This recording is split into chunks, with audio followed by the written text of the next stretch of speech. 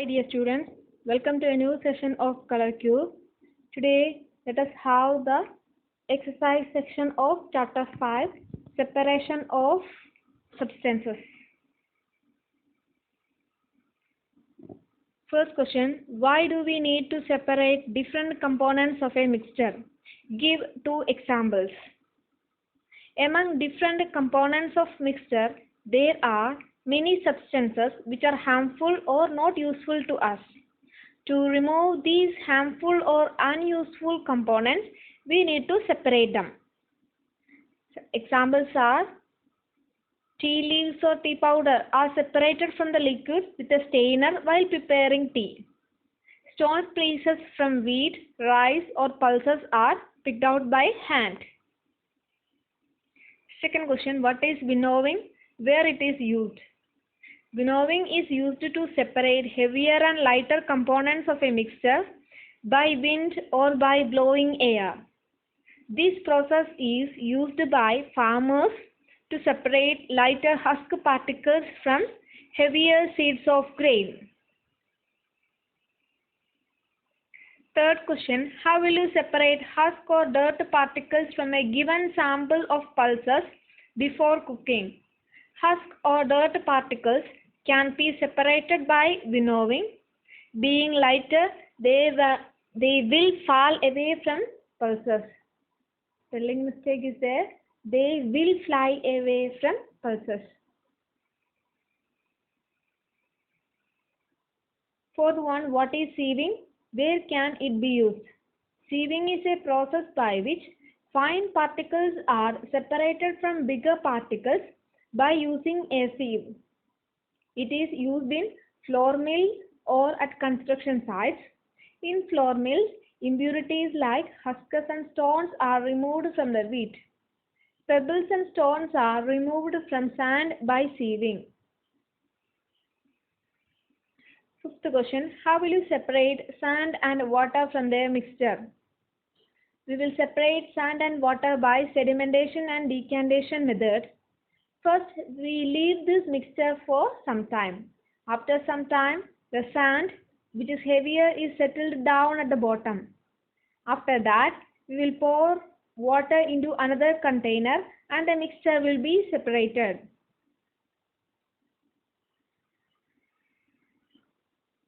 Sixth question, is it possible to separate sugar mixed with wheat flour? If yes, how will you do it? Sugar can be separated from wheat flour by sieving. Due to difference in the size of particles, sugar will stay on the sieve and wheat flour will pass through it. Seventh question, how would you obtain clear water from a sample of muddy water? We will obtain clear water from a sample of muddy water by the process of filtration. A filter paper is one such filters that has very fine pores in it. A filter paper folded in the form of a cone is fixed in a funnel. The mixture is then poured on the filter paper. Solid particles in the mixture do not pass through it and remain on the filter paper. Thus we can obtain clear water from muddy water. Eighth question, fill in the blanks. The method of separating seeds of paddy from its stalk is called dash, threshing. Second one, when milk cooled after boiling is poured onto a piece of cloth, the cream is left behind on it.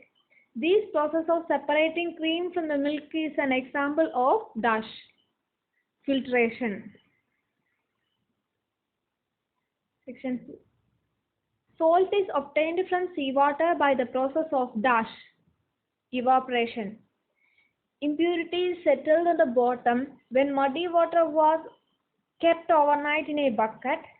The clear water was then poured off from the top. The process of separation used in this example is called sedimentation and decantation. Ninth question, write true or false. First one, a mixture of milk and water can be separated by filtration. False. A mixture of powdered salt and sugar can be separated by the process of winnowing. False. Separation of sugar from tea can be done with filtration. False.